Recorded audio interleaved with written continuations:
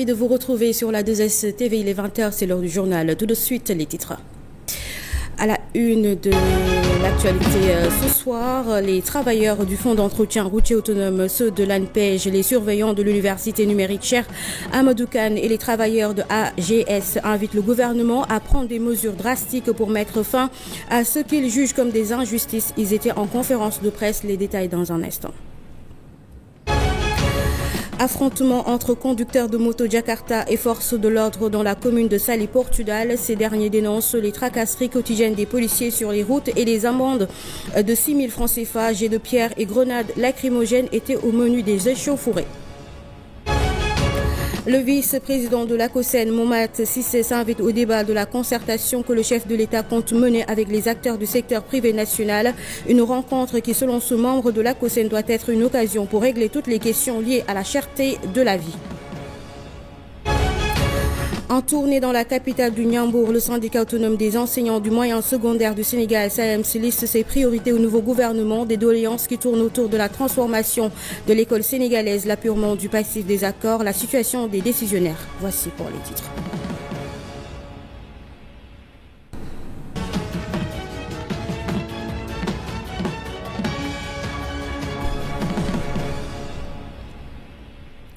Bonsoir à tous, merci et bienvenue. Suite à des mois d'arriérés de salaire, les travailleurs du Fonds d'entretien routier autonome, ceux de l'ANPEJ, les surveillants de l'université numérique Cheikh Amadou Kane et les travailleurs de AGS ont tenu une conférence de presse au siège du FRAPP pour dénoncer leurs conditions de travail. Ces travailleurs issus de différents services invitent le gouvernement à prendre des mesures drastiques pour mettre fin à ce qu'ils jugent comme des injustices. Thérèse Atima Sambou nous en dit un peu plus. Situation exceptionnelle, mobilisation exceptionnelle. En brassard rouge au siège du FRAPP, les travailleurs du Fonds d'entretien routier autonome, ceux de l'ANPEJ, les surveillants de l'université numérique Cheikh Amadou Kane et les travailleurs de AGS ont décrié leurs conditions de travail en présence du député Guy-Marie Sagnan. Ces prestataires des différentes entreprises précitées réclament le paiement de leur salaire. Ayant travaillé 10 mois, mois pour mois, en espérant de recevoir notre salaire de ce mois. Mais en venant, nous demandons au président Diomaye Faye et le ministre de nous venir en aide. Travailler dur, avec des blessures, sans recevoir notre salaire de 10 mois. C'est un mois, c'est dur, jusqu'à 10. Imaginez, à l'heure où je vous parle, il y a des surveillants qui sont restés 3 à 5 mois sans pour autant percevoir leur salaire. Pourquoi? Parce qu'ils se sont engagés dans ce collectif pour combattre ce qui leur revient de droit. Aujourd'hui aussi, nous avons assisté à une familiarisation progressive de l'université numérique Cheikh Amadou Kane. C'est-à-dire, on a nos camarades qui ont été recrutés directement au niveau de l'administration, sans aucune condition, sans appel d'offres, sans étude de dossier, avec le juste yamaner. Autre revendication soulevée, la revalorisation de leur contrat de prestation de services. Ces contrats de prestation de l'ANPEJ sont également source de nombreux problèmes, puisqu'ils ne respectent pas les droits fondamentaux des travailleurs et sont souvent opaques. Je vous dis ici qu'au sein de l'ANPEJ, il y a des conseillers en emploi depuis 2014 qui sont toujours sous contrat prestataire. Je compte plus de 120 employés qui s'activent depuis plus de 5 longues années sans contrat de travail et avec des conditions misérables. Depuis mai 2023, nous avons entamé des revendications pour de meilleures conditions de travail, mais malheureusement sans gain de cause. Confrontés à des retards de salaire qui ont des conséquences néfastes sur eux, ces agents qui réclament la régularité de leur paiement fustigent par la même occasion le mutisme et la passivité de leurs différents responsables. À l'issue de cette conférence de presse, si rien n'est fait, ces travailleurs qui viennent de différentes entités menacent de passer à la vitesse supérieure pour obtenir gain de cause. Le député Guy Marius Sagna a pris part à cette conférence de presse. Il a pointé du doigt la situation de certains agents de l'AGS qui ont été licenciés pour avoir saisi des députés. Il invite le président de la République et le Premier ministre à agir afin de revaloriser le statut des travailleurs et lutter contre cette précarité qui règne dans le secteur de l'emploi. Selon lui, une motion de censure doit être déposée contre le licenciement arbitraire de ces travailleurs. Nous l'écoutons. Notre solidarité aux travailleurs du fonds d'entretien routier autonome FERA qui courent derrière 10 mois d'arriérés de salaire. Exprimer notre solidarité aux travailleurs de l'université numérique Cheikh Hamidou Kane qui courent derrière 3 à 4 mois d'arriérés de salaire. Exprimer notre solidarité aussi aux conseillers en emploi de l'ANPEJ qui courent aussi derrière 3 à 4 mois d'arriérés de salaire. L'entreprise AGS, du fait que certains de ces travailleurs sont venus voir leur député, Guy Marius Sagna, en a licencié 2. Mais la question est celle-ci. Depuis quand un citoyen sénégalais qui va rencontrer son député pour lui parler de ses problèmes, depuis quand c'est un fait délictuel ou criminel que d'aller voir son député? Et donc nous dénonçons cela énergiquement. Moi, une motion de censure contre les 10 mois d'arriérés de salaire des travailleurs du FERA. Motion de censure contre les 4 mois d'arriérés de salaire des travailleurs de l'ANPEJ. Motion de censure contre les 3 mois d'arriérés de salaire des travailleurs de l'université numérique Cheikh Hamidou Kane. Motion de censure contre les licenciements arbitraires et injustes des entreprises comme AGS. Affrontement entre conducteurs de moto Jakarta et forces de l'ordre dans la commune de Salé-Portudal à l'origine du différend. Les conducteurs de Jakarta voulaient organiser un rassemblement devant la mairie pour dénoncer les tracasseries quotidiennes des policiers sur les routes et les amendes de 6 000 francs CFA. Jets de pierre et grenades lacrymogènes étaient au menu des échauffourées. Nous allons écouter Sidiba. Il est conducteur de moto Jakarta au micro de Mamadou Diop et Mohamed Chambala.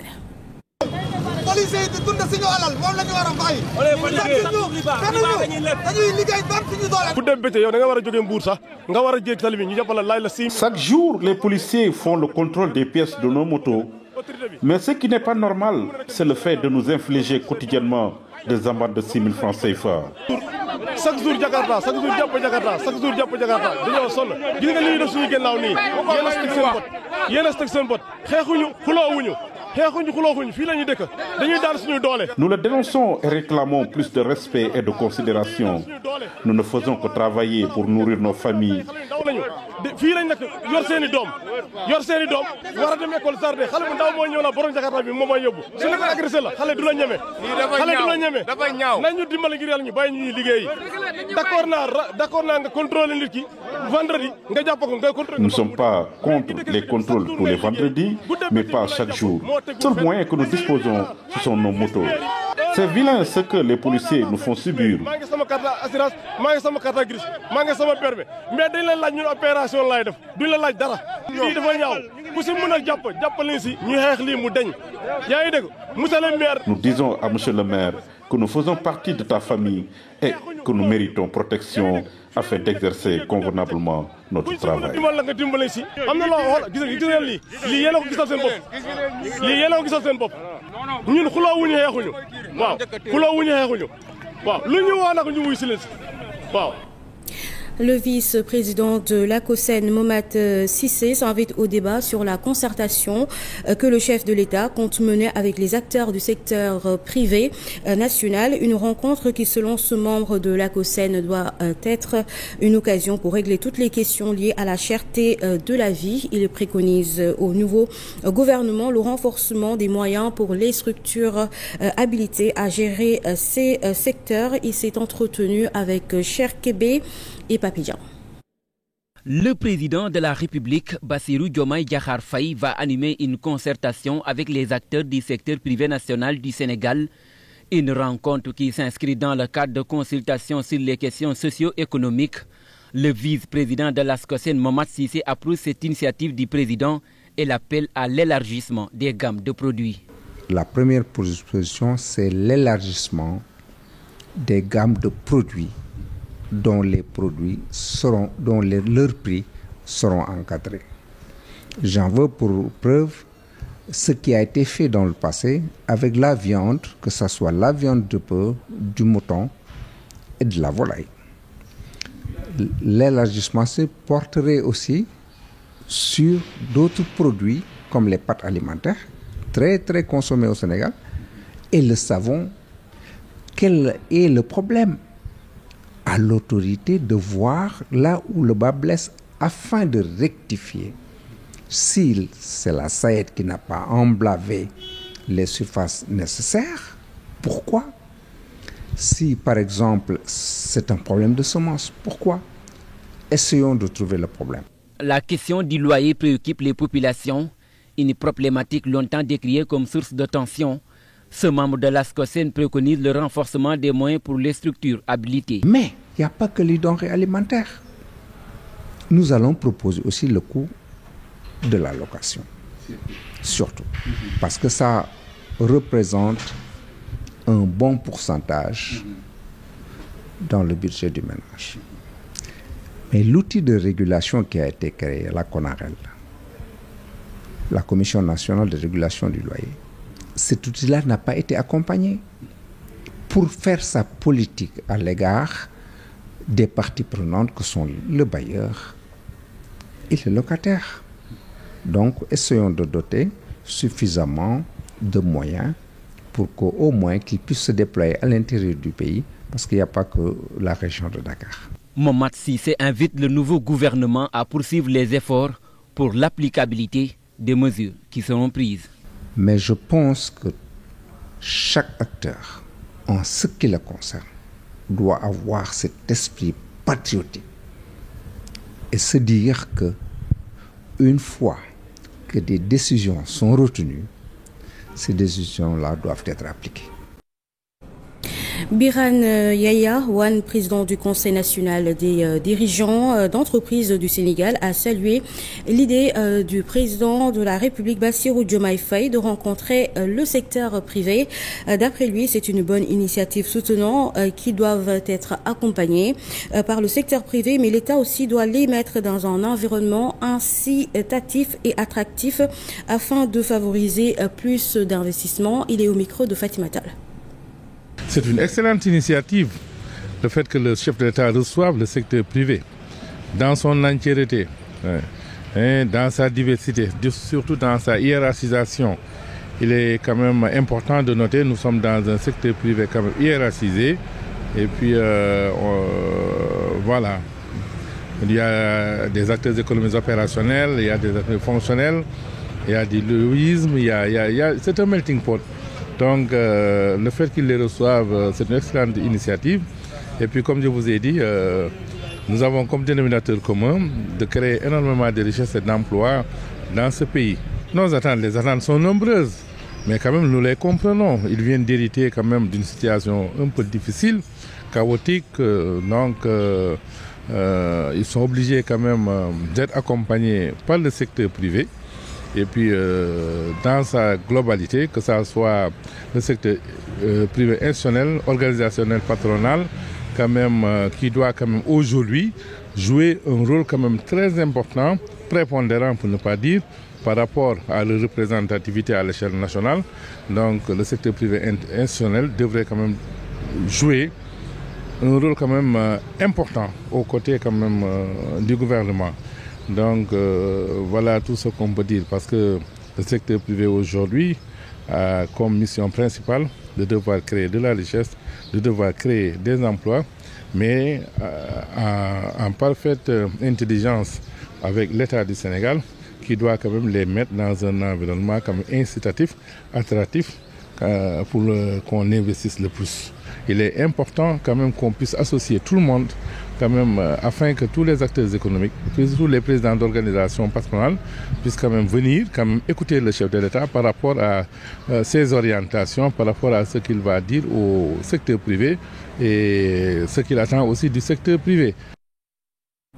Et puis en tournée dans la capitale du Ndiambour, le syndicat autonome des enseignants du moyen secondaire du Sénégal, SAEMS, liste les priorités au nouveau gouvernement, des doléances qui tournent autour de la transformation de l'école sénégalaise, l'apurement du passif des accords, la situation des décisionnaires, entre autres. Nous allons écouter le secrétaire général Elhadj Malick Youm. Il est au micro de Alioune Badara Mbaye. Notre cahier de charge aujourd'hui, c'est de faire comprendre aux autorités qu'il est nécessaire qu'on puisse donc créer un cadre de concertation qui nous permettra donc de discuter des questions de l'heure. Des questions de l'heure qui tournent notamment autour de l'appurement du passif social, parce que comme vous le savez, aujourd'hui nous avons été les acteurs principaux de cette troisième alternance politique et nous pensons que nous avons créé ce cadre pour que l'État puisse aujourd'hui donc procéder à l'appurement du passif des accords, qui porte notamment sur la question relative à la situation des décisionnaires, qui est une lancinante question qui doit être vraiment dépassée. Nous avons également des questions relatives donc à ce qu'on appelle un peu l'environnement scolaire, qui est devenu vraiment un problème et sur lequel nous devons travailler pour créer un cadre favorable et propice donc à de meilleures performances scolaires, mais aussi revisiter les programmes scolaires, les améliorer, créer le cadre pour vraiment qu'on puisse aller vers une école de la réussite. Et c'est pourquoi nous avons fait le tour pour partager ce que nous appelons le pacte pour la transformation de l'éducation et de la formation, qui est vraiment un document que nous appelons rapport diagnostic, que le SAEMS a produit, qui fait le diagnostic sans complaisance, je veux dire, du système éducatif sénégalais et qui apporte des réponses très claires par rapport à tous les secteurs et surtout par rapport à tous les sous-secteurs de l'éducation.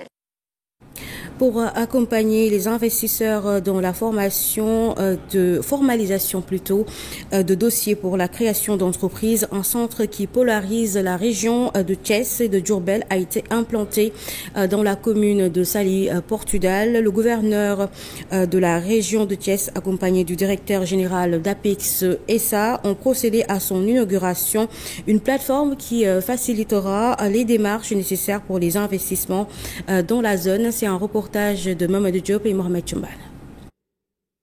La plateforme Centre-Ouest implantée dans la commune de Saly Portudal, une zone à fort potentiel d'activité économique, aura principalement pour rôle d'accompagner et de soutenir la dynamique d'investissement portée par les entreprises du secteur privé local.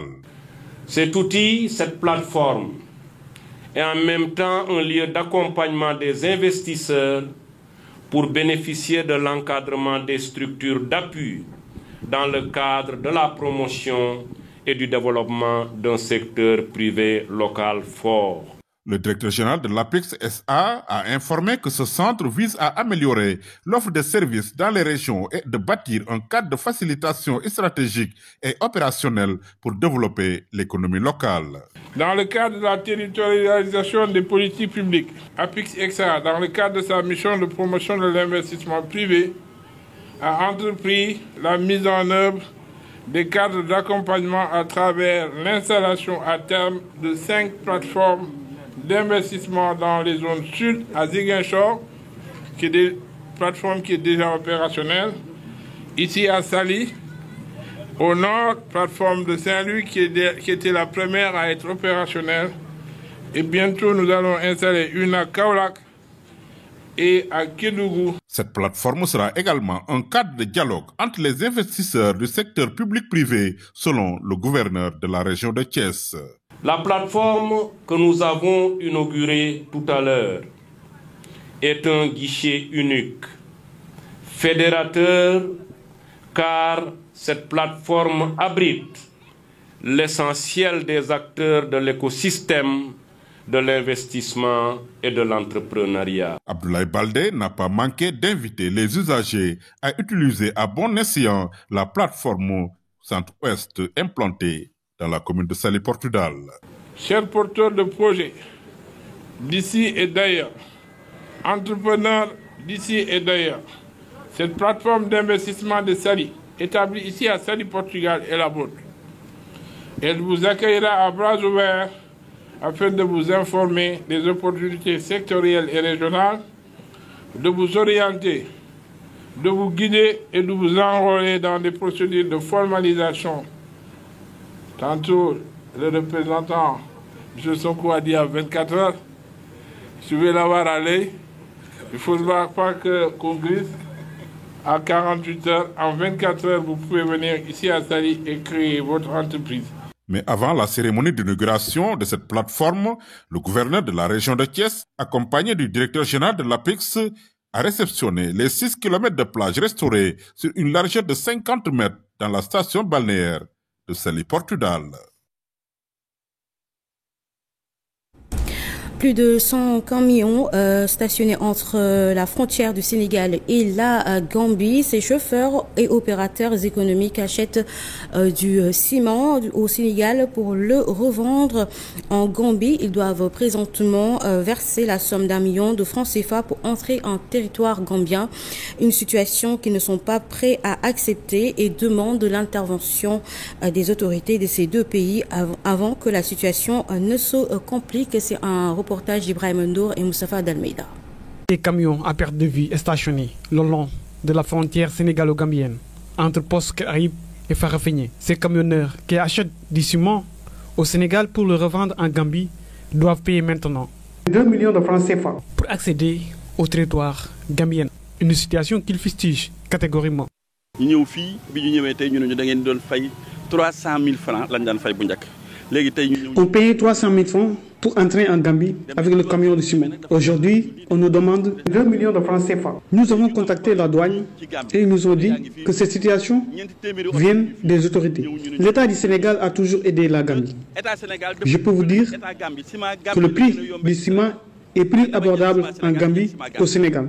J'achète le ciment au Sénégal à 65 500 francs à l'usine et en Gambie 47 000 francs, soit 19 500 francs de perte car il n'y a pas de taxe. Même le prix du fer est plus abordable en Gambie.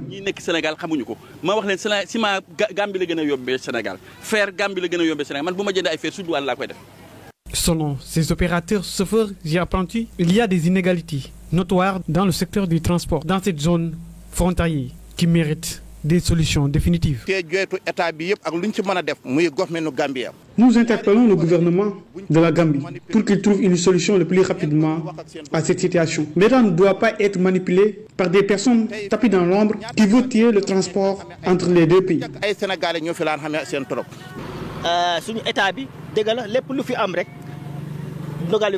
Je peux vous dire que le gouvernement est au courant de cette situation. Nous sommes tous des enfants du pays, donc nous réclamons le même traitement. L'État doit intervenir pour sauver ces enfants le plus rapidement possible. Ils interpellent les autorités des deux États frères pour qu'ils trouvent une solution le plus rapidement possible avant que la situation dégénère.